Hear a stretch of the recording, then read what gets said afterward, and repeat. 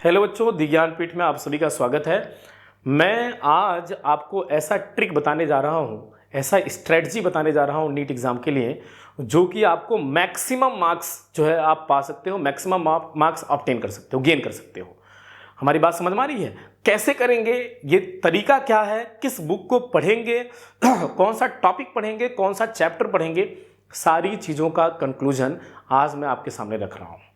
तो बाबू हमारे वीडियो को ज़्यादा ध्यान से देखना है, ज़्यादा ध्यान से देखना है, क्योंकि ये आपको ज़्यादा स्कोर करा सकता है। ठीक ना? जो मैं आज बताने जा रहा हूँ ये स्ट्रेटजी बहुत इंपॉर्टेंट है, क्योंकि 2 महीने का टाइम है आपके पास, 60 डेज हैं आपके पास, जो कि आपके लाइफ के लिए एक समझ लीजिए पीक पॉइंट चल रहा है। तो बात हमारे समझना है, इस वीडियो को पूरा अंत तक देखना है, और गारंटी देता हूँ इस बात का, अगर ये स्ट्रेटजी आप फॉलो करते हो तो मुझे नहीं लगता है कि कहीं आपको दिक्कत आने वाली है। ठीक है, करना क्या होगा, देखिए नीट 2025, ध्यान देना बाबू, नीट 2025 का पेपर कैसा होने वाला है। पहला क्वेश्चन तो मैं आपको बता रहा हूं, जिस तरह से पिछले बार का पेपर था उसी प्रकार से इस बार का भी पेपर होगा। पहली बात, ठीक ना? तो मैंने क्या बोला कि पेपर कैसा होगा, बस जैसा पिछले बार का था पेपर, जैसा 2024 का था वैसे ही 2025 का भी होगा। अब कह रहे हैं सर करें क्या, ठीक ना?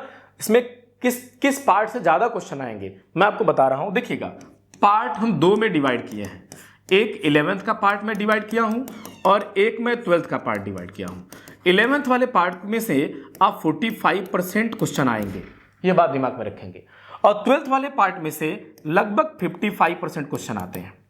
लेकिन बड़ी बात यह है कि सबसे ज्यादा क्वेश्चन जो 11th वाला पार्ट वाला है, क्या उससे आएगा या इससे? तो मैं बोल तो रहा हूं 12th में मैक्सिमम क्वेश्चन आएंगे, ये आपके मैक्सिमम ज्यादा, सबसे ज्यादा क्वेश्चन इसी से आएगा, क्योंकि सबसे ज्यादा ऑर्गेनिक कवर यही करता है।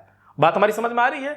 अब हम बता रहे हैं 11th वाले पार्ट की अगर मैं बात करूंगा, तो ये अगर आपका कॉन्सेप्ट क्लियर है तो 12th आराम से हो जाएगा। मतलब 11th आपको ज्यादा फोकस करना है, फोकस पर ज्यादा नहीं करना है, ठीक ना? ये तैयार तो ये तैयार। अब देखिए किस चैप्टर को ज्यादा पढ़ना है, कौन से बुक को ज्यादा रीड करना है, ये थोड़ा सा दिमाग में रखना है। अब आइए हमारी बात को समझना है, क्या करना है। देखिए 11th और 12th में से, 11th प्लस 12th में से दोनों में से किस चैप्टर को ज्यादा पढ़ना है। तो देखिएगा मैं 2 जोन में डिवाइड कर रहा हूं। जोन नंबर 1 जो आपको एकदम पढ़ना ही पढ़ना है, जो कि मोस्ट इंपॉर्टेंट है, और नेक्स्ट है जोन नंबर 2, ठीक ना? ये आपको थोड़ा सा कोशिश करेंगे, ट्राई करिएगा, आता है तो बेस्ट, नहीं आता है तो थोड़ा सा ध्यान देना है, बस हल्का सा, बहुत ज्यादा फोकस नहीं करना है, ठीक ना? सबसे ज्यादा किस पर ज्यादा फोकस करना है, तो देखिएगा सबसे ज्यादा केमिकल बॉन्डिंग, सबसे ज्यादा कोई फोकस करने वाला है 11th के फर्स्ट पार्ट में, तो केमिकल बॉन्डिंग। अब यहां से कौन से क्वेश्चन बनते हैं? Iso structural, molecular orbital theory, bond order, ठीक ना, और ज्योमेट्री, यहां से बहुत इंपॉर्टेंट है। उसके बाद आता है पीरियोडिक क्लासिफिकेशन, बहुत इंपॉर्टेंट है, पीरियोडिक क्लासिफिकेशन बहुत इंपॉर्टेंट है 11th का। यहां से क्या क्वेश्चन बनेगा? आयोनाइजेशन एनर्जी का, ठीक ना बाबू, ध्यान देना है, आयोनाइजेशन एनर्जी वाला क्वेश्चन ध्यान देना है। उसके बाद थर्मो आपको बहुत इंपॉर्टेंट है, ये भी ध्यान दीजिएगा, थर्मो। उसके बाद आपका जीओसी, उसके बाद आपका हाइड्रोकार्बन्स, ठीक ना, ध्यान देना है, हाइड्रोकार्बन्स से ज्यादा क्वेश्चन इस बार आने के चांसेस हैं। तो ये अगर आपको तैयार है तो मुझे लगता है कि 11th का लगभग क्वेश्चन आप आराम से कर सकते हो। 12th में ऐसे कौन से पार्ट को करना है, ध्यान दीजिएगा। सबसे पहला सॉल्यूशन, ठीक ना? दूसरा सॉल्यूशन करने के बाद देखिए इलेक्ट्रोकेमिस्ट्री, इलेक्ट्रो के बाद कोऑर्डिनेशन, जो बहुत इंपॉर्टेंट है, कोऑर्डिनेशन। उसके बाद चले जाइए सेकेंड पार्ट में, haloalkanes and haloarenes, फिर एल्डिहाइड, ठीक ना भैया, एल्डिहाइड। इससे ज्यादा आपको दिमाग लगाने की जरूरत नहीं है। तो मेरे को क्या समझ में आया कि सबसे ज्यादा क्वेश्चन आएंगे तो इसी से आएंगे। लगभग मैं आपको बता दूं 70% कवर इसी चैप्टर से हो जाएगा। समझ रहे हैं हमारी बात को? बाकी जो बचा हुआ पार्ट है वो जोन नंबर 2 में रखेंगे आप।